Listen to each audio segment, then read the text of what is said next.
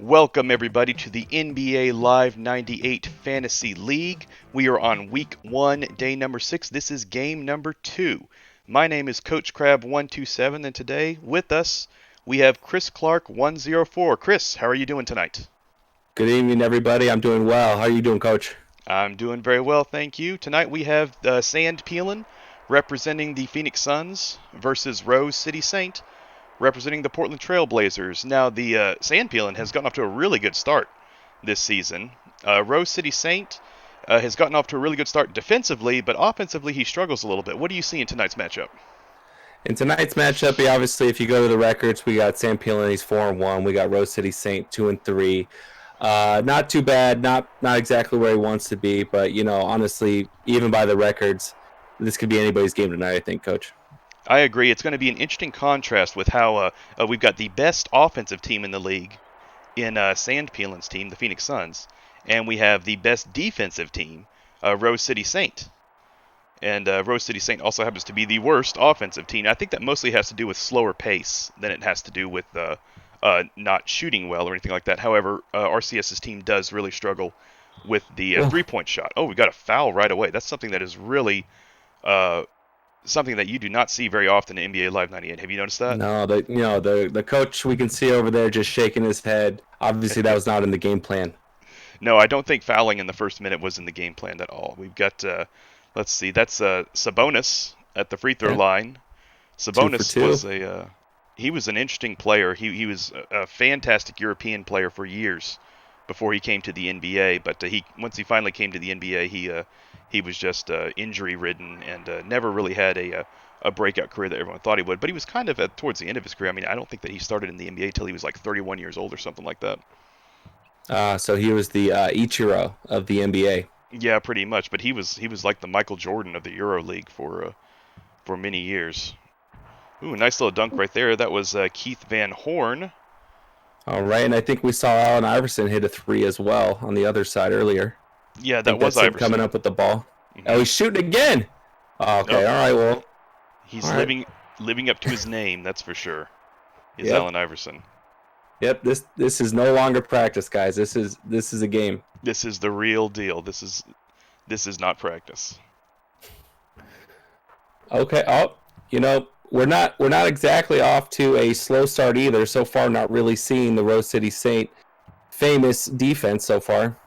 Now, yeah, I mean it's going to be hard for him to defend this team because RoseCitySaint has a big team. I mean he's got Shaq, he's got Karl Malone, he's got Glenn Robinson, he's got Rasheed Wallace. He's got a bunch of big guys on his team. So it's going to be hard for him to defend this really quick Phoenix Suns team. All right. Yep. And there we go. Just like that. So far, back and forth. Yep, it's eight to seven so far in this early going game. I Uh, believe I misspoke and I was picked saying the wrong number three for the wrong team. no, Or you were no, right. I was okay. All right. For a second I was thinking Iverson was on the Suns. But There all was right. So Shaq. we got Shaq had the ball right there for a minute, dribbling the ball up the court. I've actually seen him do that before in a game, running the point guard, getting a rebound and just running the floor and dunking it. I've seen him do that in All-Star games too. Just kind of showboating a little bit. Yep, yeah, he most certainly has. That sounds like him. One of the really interesting things in this game is the different defensive patterns you see. Sometimes you see the trap a lot. The trap really seems to work really well in this game because the point guard is such a huge focal point no matter who your teams are because this game is so heavily dependent, well, at least in calm play, it's so heavily dependent on point guard play. And for some reason right now Shaq is playing point guard again. Iverson taking a 40-foot jumper, Yeah. living up to his name. Yeah. Oh, that Oh. was a nice foul by Ray Allen there. Yeah, he just came in and like he's a little mad he's not getting the ball. I think he took it out there on the. Whoa, we had three men for the block, so that was an ill-advised shot right there. That was who shot that? I didn't see. I'm not sure. I was gonna say that definitely looked like an Iverson shot, but it was the wrong team. So Woo! Look at that pass. The thing like that you mentioned, based off these defenses, they set up the traps and things, and you see some crazy passes in this game where that guys are just throwing it around the court left and right. I can't believe how many passes actually make it back and forth. There are lots of turnovers in this game. I mean, normally in an NBA game, there's like probably 13 to 15 turnovers. That's pretty much average. But in this game, average turnovers is about 20 probably. There's lots of steals because of just silly passes that the computer makes a lot, just like that one right Oh, there. there we go. We got a Yep, breakaway. Oh, well, he laid it up. Okay, he went with the that safe was play. uh, that was Allen Houston from the out of the University of Tennessee, the All right. all-time Good.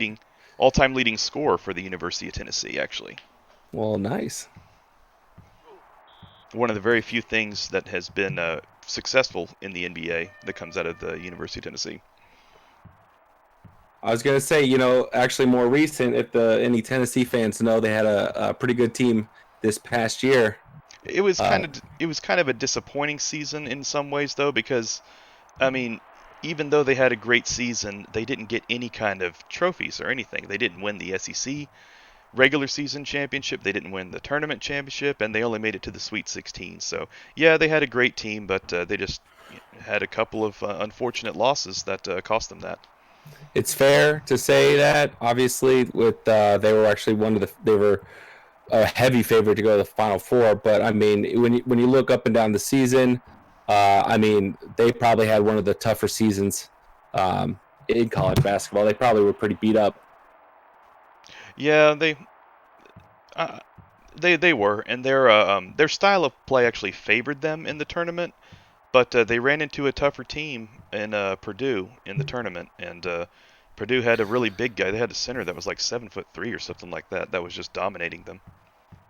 Yeah, I've seen that work with like Gonzaga and stuff like that, and I think Purdue also like, I think Tennessee ran into a buzzsaw where they had one guy who was just making every shot, which can happen in college or even in the NBA. Nice little drive right there. I believe that was Delk. Yeah, and here we Um, go, Portland some Trailblazers taking the lead back. Sometimes I don't really understand. Sometimes defenses just kind of stop working, like that right there. He just stood there while he shot that. No reaction or He anything. dared him shoot. Yeah, the AI just kind of thinks it's 2018 NBA basketball sometimes. 2018, Woo. 2019 NBA defense. As I'm looking, I was thinking, Phoenix Suns, they can't be stopped, and then here we go, we got a little run by Rose City Saints, Portland Trailblazers, and they're right back in the game with the lead. Yeah, one really big key in this game is, and he just got pushed right there and no foul called. Yeah, That was weird. ref. Yeah, I think he was tying to shoe. One little important thing in this game is rebounds. If you're able to get some offensive rebounds, you can usually score again right away. So It rebounding is looks like, from what I noticed, a lot of these defenses, as we see another breakaway here, they really bail. Like it seems like they bail after a shot. Like they in or out, they're kind of already starting to make their way towards other basket. yeah, and I think that teams often are able to get on a huge fast break like that off of a miss whenever the other team has decided to crash the boards. Because there is a way in the settings when you're playing the game, you can call a play and decide to crash the boards. And if you decide to crash the boards, the only problem is you have no one back on defense. So I think that is one of the settings in this game. That's one of the consequences of having the crash boards turned on in this game, especially in comp play. So right now, from what I'm taking in, this seems to be a fairly high scoring game so far. Yeah, I'm not sure how much time's left in the first quarter, but usually 24 to 22. That's usually about the score at the end of a first quarter in this league. So we now have the score tied at 24. So there's Yeah, I think Rose City Saints got the memo that they're just been cold lately, and maybe they're just due for a big high scoring game. yeah, the pace is definitely fast so far. I've seen a lot of quick shots. Is what I've Okay. noticed. I'm not sure, but that might have been a behind the back pass. Oh, another made shot. I think that was Allen Houston. I think it was number Yeah, 20. still 52 seconds. I mean, Portland could get to 28, 29, 30 even. I had a game. I believe it was yesterday with Kite when the score he was like shooting 75% in the first three quarters. but then he just went super cold for the fourth quarter. It was great. And also, if he missed a shot, he was getting all the rebounds too. He was getting offensive rebounds and kept on scoring on me. And he was up by double digits on me. But then in the fourth quarter, he just went completely cold, and I was getting every rebound then. And when that happens, you just don't stand a chance. Yeah, my team was It's going, really and I'm frustrating. pretty sure I had the team I was playing against was shooting 71% going into the fourth quarter, or something like that, and I couldn't bear to watch it. I couldn't stick around. I gave up on my team. It's almost like sometimes when you see these teams go on these huge runs as we come to the end of the first quarter. Now, that's something that interesting that happened just right there. You saw that shot go in, but it didn't count because it was the end of the first quarter. As you can see, Sandpeelin uh, shooting a little bit better than RoseCitySaint so far. But what Yeah, I mean is, the shot came after the buzzer. So when the shot comes after the buzzer, even though the shot goes in, it didn't count. That's something that's pretty realistic with this game, the way that you can actually do that. yeah, they kind of give you that second or two after the buzzer to still make an action, just to because that's what you would do in real life, like you said. Nice three-pointer there by Iverson. Absolutely. That's like I said, that's one thing that RCS has really struggled with is the three-point shooting. So I bet he's I, happy to see some pretty good three-point shooting early on here. Not I was gonna excellent, say, but better than average. if you noticed, Sam Peeling shooting a higher average, but with the score being tied at the end of the first quarter, that just shows you how important the rebounds are. Because Rose City Saints not shooting as high of a level, but when the Suns do miss, they do get the rebounds, and obviously maybe some turnovers that help them take more shots. Yeah, I was going to mention turnovers as well. Oftentimes, when you see one team shooting a whole lot better than the other, but the score is tied, it's usually turnovers. That's the difference, especially in this game. And that's Kevin Johnson. I tell you what, Kevin Johnson so far in this very beginning of the season, we're not even through week one yet, but he has my vote for MVP so far. He has just been unbelievable in this league, averaging something like 30 something points per game. Wow. Him and Steve Nash have just been unbelievable for the Suns, for Sandpeelin and the Suns. Maybe it's that chemistry. They feel like they're at home. Must be. That must be. Ooh, nice little pass right there on the breakaway. That was who made that? That was Tim Hardaway. Tim Hardaway's in the game now for Okay. Portland. And Tim again, another Hardaway. another guy with I guess he's got it in his blood because his son's in the current NBA as we speak. That's right. And one interesting fact about Tim Hardaway is, if you remember the 1992 All-Star Game, Magic Johnson was officially retired, but he was actually voted to play in the All-Star Game. And Tim Hardaway was supposed to be the starting point guard for the West, but he actually gave up his position for Magic Johnson, so Magic could have his farewell as a starter as well. So that was really nice of him to do. Yeah, very respectable. hmm Obviously, Magic was a face of the association for a long time too. And Magic even thanked him and he won MVP. Magic won MVP of that All-Star game as well. It was a very nice farewell for him. Very Of unfortunate how course. he probably could have played in the NBA for a couple more seasons and still at an MVP level if he wasn't forced to retire early. It was kind of sad the way that happened. Oh, I agree with you. Obviously, it was out of his hands. But sometimes you see that though, like when somebody's kind of on their way out, they might cater to you. They might hook it up a little bit with like getting some more shots off and stuff like that. But a sympathy vote for the MVP. But obviously, we know his skill level was just as good as anybody else's on the court. It still was at that time. I mean, even when he was with the he was with the Dream Team that summer, and they were talking about how in practice he was still dominating. Look at Another nice that. move there by Tim We Hardaway, got Portland running who's away with it right now, early on. yeah, Portland has gone on a run here. They're up 9 at the moment.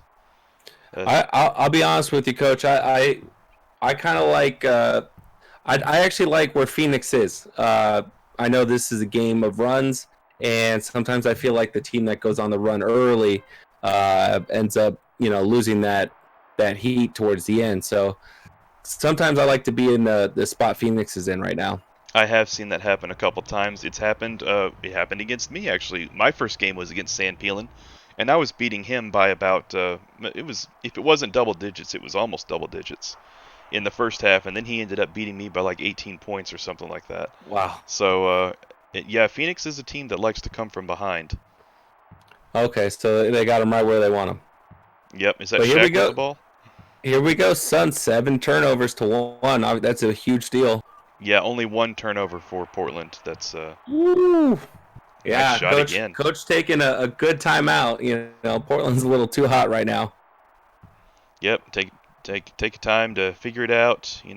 Take a breather, reset. Kevin Yeah, Johnson. Oh, Phoenix just ice cold right now. yeah, they are struggling from the field. Let's see what Iverson comes up with here. He passes it to Okay. Shaq. Yeah. No, that's Allen. That was Allen Houston. Allen to Allen on that play. He's got three Allens on the team actually. He's got Allen Iverson. He's covered by 3 people right now. Let's see if he shoot. Okay, got the pass off. Oh, Uh, no way that goes in. Incredible. it did go in. That was Allen Houston Incredible. from Allen Iverson, and Ray Allen is on the bench, I believe.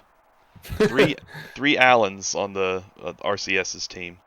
And here we go, a little bit just standing still for a minute. The AI sometimes just kind of Yep. freezes sometimes in the game. All right, so we got the Portland Trail Allens leading the way. The Trail Allens, yes. There's a little steal right there by Danny Ferry. Danny Ferry was the first player from Duke to ever win an NBA championship. And he was the only one for a very long time. And I just could not believe that when I first heard that. And then I think it was, oh man, his name is escaping me. The guy who was pretty good at threes, won a championship at Miami with LeBron. Oh, well, it wasn't JJ, was it? No. Oh, was it? Did he play for Orlando as well? No, he played for the Houston Rockets, and he played for Miami. He's a good three-point shooter, good defender, real hustle guy. Shoot. Riza? Not Ariza, no. I can see him, and I know he went to Duke, but I cannot think of his name. I'm probably going to think of his name a little bit later. But, Everybody in the comments currently screaming the name out. Yeah, exactly. It's driving me crazy what his name was right now. But anyway, Danny Ferry was the first one to ever win a championship. I believe it was with the San Antonio Spurs. The first player from Duke to ever win it. It's just amazing how many great teams Duke has had over the years, but has never had a player win an NBA champ. Not very many players win NBA championships. It's crazy. Shane Battier, that's who it is. Okay, all right, yep, Shane Battier. I knew it was going to come to me at any minute. I remember him now from the days when he was on Houston and he played with Tracy McGrady and Yao Ming. Yes, that's right. Because my dad is a huge Houston Rockets fan, so I follow them quite a bit. I thought I was an Orlando Magic fan, and then T-Mac went to Houston. I realized I was a T-Mac fan. Oh yes, he was great. He was great in the early. It's too bad that he had some injury issues. Yeah, his back was never really too good. There's Shaq with the dunk. So in this game, tell me a little bit about Shaq. Is he the powerhouse that everyone would expect him to be in this game? Well, yes, if it's a person playing, but centers don't get very many touches at all in comm play. So Shaq is mostly there for rebounding and defense in this league. Okay, and would you have said he was the best center for rebounds in this game? I don't know what the rebound rating is, but so far as RCS's defense has been going, it's worked out pretty well for him. But the offensive end is really what he might want to be thinking of making some trades next week. Maybe trade for a guy, another point guard with a really good three-point shooting or something like that, or maybe a quicker small forward or something like that. It might be something he wants to think about. Yeah, it's very interesting with the trade market opening up, or with the opening up for trades. Definitely something to look into. Oh, look there again. At the end of the second quarter, went in. I see that going a lot. It came. I think it's something where, okay, let's look here. Eddie Jones and Tim Hardaway are the key players so far for each team. Hardaway with already 17 points. And look at Blazers that field goal now. percentage switch. Yes, Blazers now shooting better than the Suns, and more rebounds too. That's the difference right here. And honestly, even the 3-point shooting is not even that strong for Oh, either here we team. go. Trivia question: what are the most points ever to be scored in a half? I have absolutely no idea. What would you So think? so back then, I would say 72. 72. I'm gonna guess. I'm gonna guess 84, but I have no idea. I mean, I want to say it's higher than 72, but I don't know. I don't know if teams scored a lot of points back then. Oh man, Uh, back in the 80s, teams were scoring about 118 points per game. Like okay, the, so 72 seems low then. so I'm guessing it's probably from the 80s when it happened, and it's probably in the 80s, probably from the 80s when it happened. Then it's probably I'm guessing 84. That's what I'm going to guess as Okay, far as mark it the down. number. 72, 84. We'll see who's closer. I'm not going to lie. I'm assuming it's you. Yeah, I have no idea. We could both be way off. Who knows? One way or another. 46. 46. Let's talk here. Like in realistic times, this is NBA Live 98. Guys shot 3, 4, 5 at most, 5 3-pointers a game. That's probably about. Well, actually, this was a time. Okay, in the early 90s, yeah, that would probably be right. About 5, maybe 6 3-pointers per game. But remember in the mid 90s, in 1995, they shortened the 3-point line. If you remember that. For about 3 years, the 3-point line was a little bit shorter. And teams started taking a lot more threes, and they decided to extend it back up to where it was in 1998, this year, in this game. And when they decided to extend the 3-point line again, teams still kept shooting just as many threes. And every single year, gradually, just more and more 3-pointers were being shot. At this point in time, in 1998, I would guess about probably 10 to 12 3-pointers per game is what teams were shooting back then. Okay. So like, but for your best 3-point shooting guy, they're still only taking about 3, 4, 5, probably like 5 3-pointers, Oh, like you per. mean one? You mean one person? I was talking about entire teams. Yeah, yeah, Right. yeah. The best 3-point shooter was probably shooting about 4 or 5 3-pointers a game. That's probably right. Which anybody watching this video in this day and age would think that's like on like the bench guys shoot 4 or 5 3-pointers a game. Right, with Curry shooting like 12 and Harden shooting like 13 per game or something like that. Yeah, something Yeah, ridiculous. it's like 3 to every one field goal attempt sometimes. Yep, yep. But I mean, the game. That's why it's kind of nice to bring it back to this, and you see the game um, Whoa, more speaking of long technical. threes, Yeah, I guess Kevin he heard Johnson. us. And here's AI with the ball turnover. Now Portland's starting to turn it over. Yeah, Phoenix. They can taste a little bit of blood here. Let's see if they can make another shot. Oh, They've there's the basket. There it nice, is. yeah, nice little move right there. They've cut it to 8. So Phoenix going on a little run here. Portland was up by 14 Let's at see one what point. AI another turnover. Yep. This is That sometimes the offenses change and the defenses change. And when that happens, sometimes it just it works out really well for one team and it doesn't work out for the other because the offenses and defenses are changing constantly. You can actually turn on the play notifier if you are not in com versus com play, but if you're playing as a computer, you can actually turn on play notifier. So it shows you what plays are being called and everything. Like you can either have the computer call the play for you automatically, and you can follow the play or not. If you know how to follow the play, which I really don't. Um, so I mean, what I'm guessing is going on is that the offenses are just changing up the plays, randomly, and the defenses are changing up as well. And sometimes it's just really favorable. The random plays that they decide to call are just really favorable for one team. Sure. I'm trying to think of anything I mainly know of as far as plays go, like ISOs or give and goes, but I'm not seeing too many of those. It just seems like we'll pass around until maybe like defenders get lost or caught up on other guys, which it's a fairly common thing with the guys running around in circles all the time.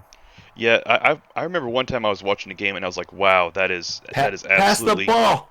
I remember one time I was watching a game and it was like, wow, that is so obviously triangle offense right there.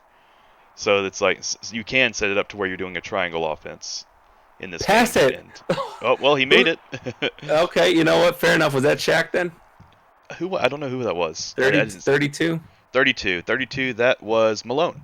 Now Karl Malone has probably been Rose City Saints MVP so far, which is appropriate because he was an MVP candidate back then.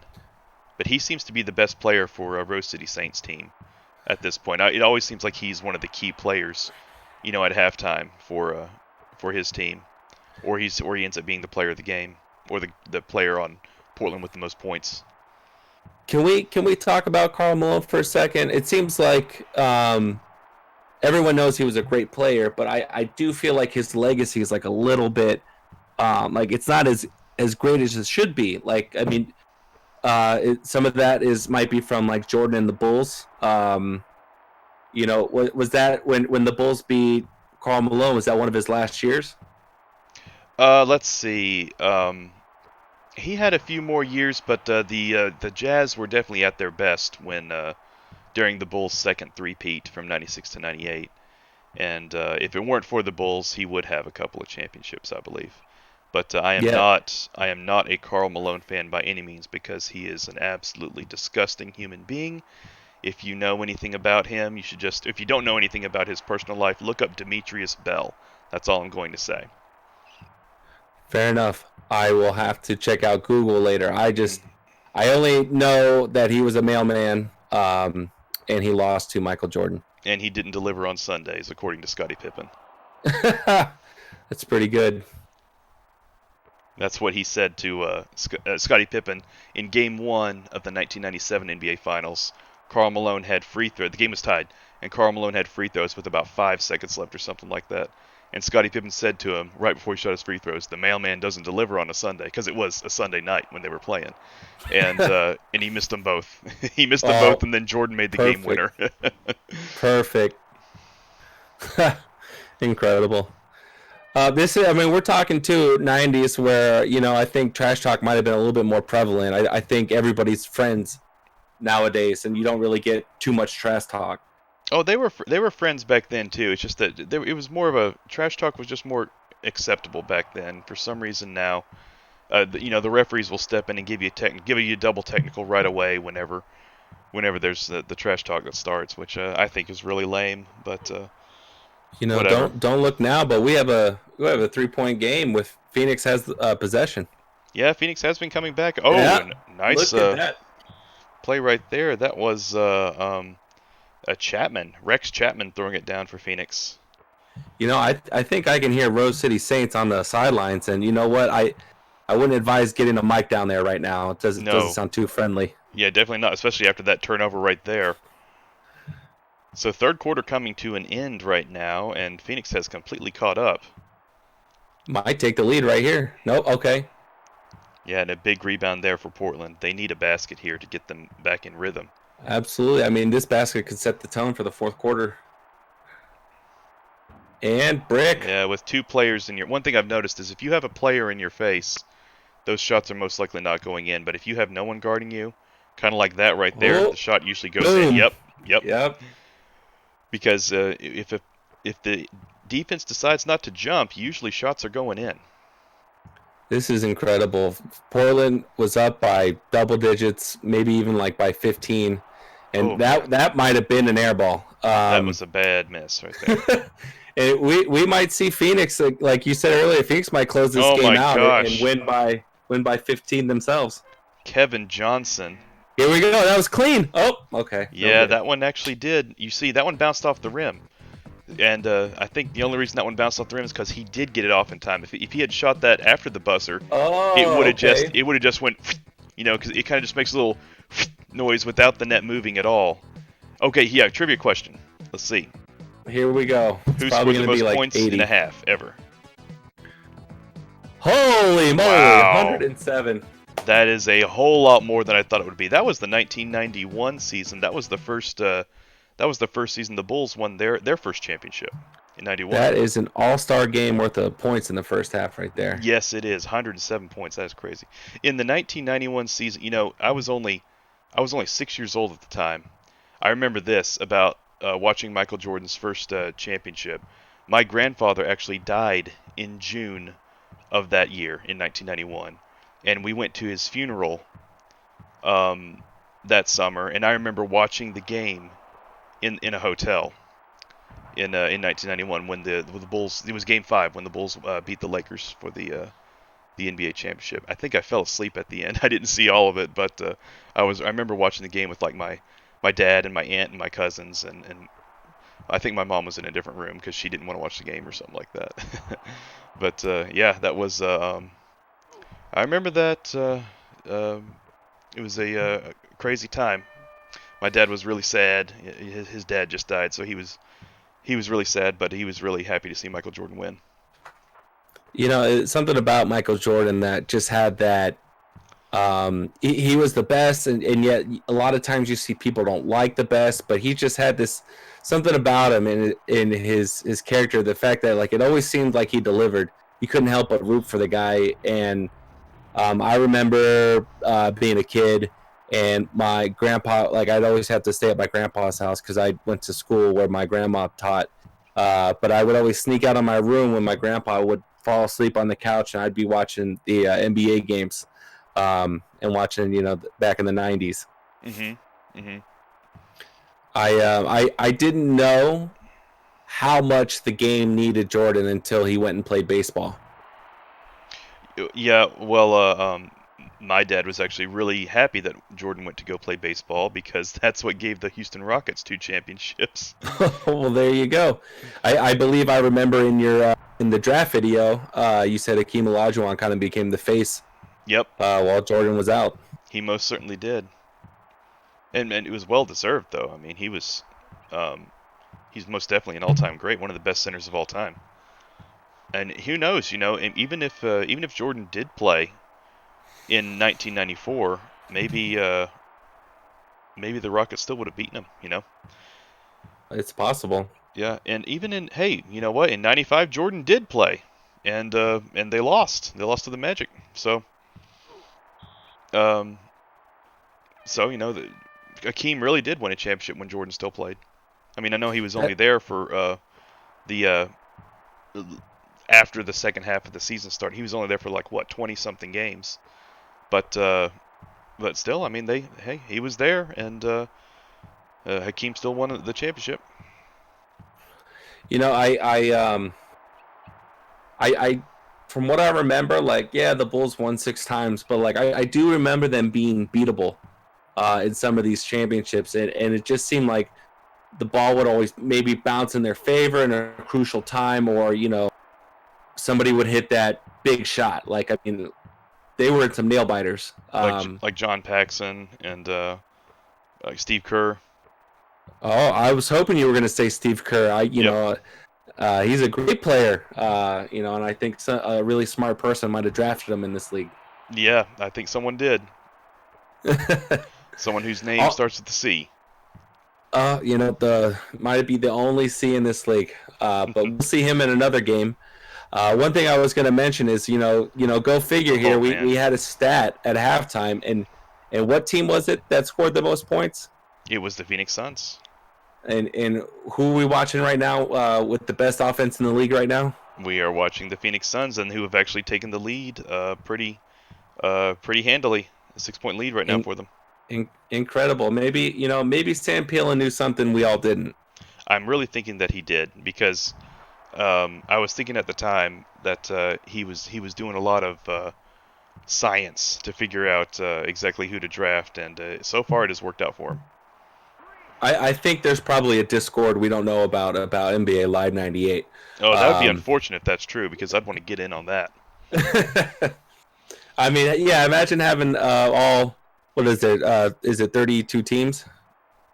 Oh, at this time there were 29 in 98. 29 teams. Okay, so imagine having 29 guys, 29 teams. Man. Kevin Johnson. Yeah, they've swept field goal percentages again. Suns back up to 60%, and Blazers down to 54%. And this isn't. I mean, we're going to see 100 points here, but I mean, this isn't like Phoenix is the best scoring team. So I mean, it's not like they're scoring a ton of points, But I mean, they're getting what they want, and we can see here Rose City Saint uh, just just not able to keep up with this Yeah, offense. pretty. They once they started turning. Remember, in the first half, they only had like one turnover. Remember that? But Right. now the turnovers have. I mean, they've caught up with them in turnovers, and that's what's really hurt them. Here we go. If we can get a shot here. Oh Oh, man. here we go. Tim Hardaway. Oh, Yeah, great. Tim Hardaway's just been chucking like crazy. Yeah, you see it like father, like son. I've seen Junior on the Knicks. Ooh, nice block there Hey, by. there's a block. Yeah, Yeah, let's see if he just like pulls up and shoots again. he just might. Oh, who's that? Number 13. I don't Oh, know. Oh, not. Allen Houston Oh, got blocked. He got blocked oh. again. See, Hey, you know what? He didn't give up on it. there's those offensive rebounds that can really help you. If you don't get the defensive rebounds, you're in trouble in this game. That that was amazing. And Oh, Kevin Johnson just keeps dominating the paint, yeah. driving in. I think that teams often go to isolation in this game. The computer does, and when they do that, that's just the point guard trying to drive in the whole time, and it seems to work more often than not. There it Like that, is right? again. Yep, like that right there. Kevin Johnson, I tell you, he is so far. He's got my vote for MVP. We'll have to see. Of course, we're very early in the season, but so far he's been the MVP. You know, like it's we're at 13 points here. It's going to take a little bit of a miracle. Uh, but I mean, like when does the Phoenix Suns slow the ball down? Here we go for another Kevin Johnson layup. They will probably. Usually teams who are winning slow down if they're up by like 4 or 5. Usually they start slowing down when there's like a minute left. But other than that, usually they don't change.